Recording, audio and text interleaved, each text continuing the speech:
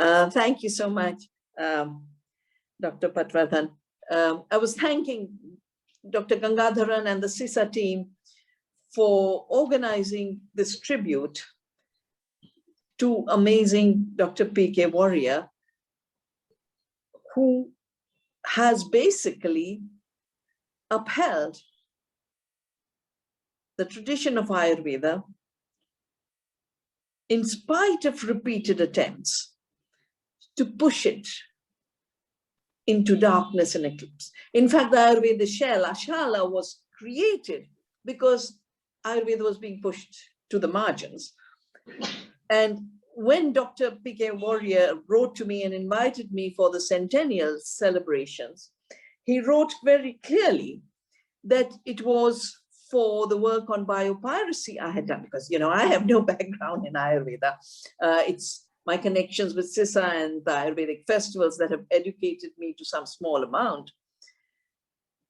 But Dr. Warrier asked me to talk about biopiracy, the interesting phenomena of the big commercial interests of the West, telling us that Ayurveda is superstition, that neem has pesticide properties or healing properties is superstition. And while they put our indigenous knowledge down, they're taking our indigenous knowledge and patenting it. And so this is what had happened with the neem and its pest control properties. And when I saw this patent in a biotechnology journal, I immediately mobilized 100,000 signatures, and we took the case to the European Patent Office. And it took me 11 years, but it was in that period that the centennial came. And Dr. Warrier was very keen that the importance of biodiversity to Ayurveda and the importance of defending our indigenous knowledge systems was key. And I'm so glad that celebrating 100 years of the Ayurveda Shala, I was able to meet Dr. Warrier, but he insisted, he said, you have to go and see our biodiversity herbal garden. He was so proud of it. And Ayurveda is the only healing system that's global, but connects from the herb, biodiversity, to the deep knowledge, 5,000 years, and all the way to our particular bodies. Now, the reason I have such deep respect for Ayurveda and for Dr. P.K. Warrier and all the Veds who have joined here is because of my training in quantum theory, which taught me that the mechanistic worldview is actually a very crude and very primitive worldview, that mechanistic reductionism isn't the explanation of how living systems work. Ayurveda is the highest science in this, but all new emerging life sciences, not the engineering of life to take patterns and manipulate life and create more disease. That is not science. That is business. That's commerce. And as the Minister of State said, making money out of food and medicine has never been our tradition. But making money out of food and medicine is what 100 years of big agriculture, big pharma has given us. And we are living in an age of sickness, of disease, as COVID teaches us. Never before has Ayurveda been more relevant. Emerging sciences, not reductionist science here. I've always said, how can it be that you take Cartesian causality, a man who said, I am a thinking thing without a body. How can that philosophy teach you how to take care of a body? It cannot. And we are not thinking things, we are intelligent beings. That Cartesian causality of one cause, one effect, and particle causality is not the way living systems work. Herbs and human bodies, plants and seeds and agriculture. Ayurveda recognized that food is deeply connected to our health.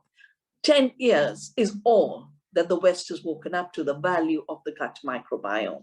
So in a way, Western science is catching up with Ayurvedic science.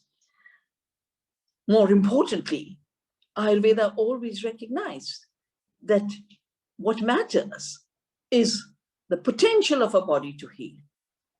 And that's what Ayurveda practice is, to allow the body to heal itself by creating the conditions of healing. This is what the planet is asking for. At a time where we have climate disasters everywhere, floods everywhere, fires everywhere, people dying, human beings are dying. At this point, we need the philosophy and science of Ayurveda. And that's why also my tribute to Dr. Warrier is to basically say, you've left an amazing legacy. It is our commitment, no matter what discipline we come from, people like me come from physics, to hold your mission, to uplift Ayurveda to the status of a cardinal healthcare system all over the world. This is what the science is inviting us to do. This is what healing is inviting us to do. This is for getting out of that greed machine that is bringing the world to collapse, is inviting us to do. I would request that all of you demand that at least 50% of the budget comes to spread the message of Dr. P.K. Warrier, the message of Ayurveda, the science of Ayurveda. I am here to continue what little bit I can do. I'm so grateful that I had an opportunity to meet Dr. Warrier, and I commit myself that this work that we must do collectively, we will do in strength by joining our knowledges, joining our powers, joining our ability to contribute, because Ayurveda is not a linear system. Ayurveda is a holistic system.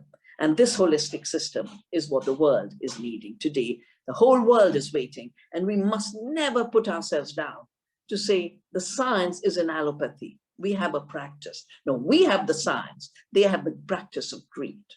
Big Pharma and its greed has been so revealed during the COVID pandemic, where in a quarter, 35 billion was made out of one vaccine in 3 months. This is not the way our heritage worked. This is not the way our Arya Vaidya Sala worked. This is not the way P.K. Warrior worked. Let us keep our beautiful indigenous traditions and values alive and our knowledge systems alive and regenerate our biodiversity like Dr. Warrior was doing. Every part of India should be a biodiversity garden. Every part of India should be a herbal garden. This is the vision we must work with.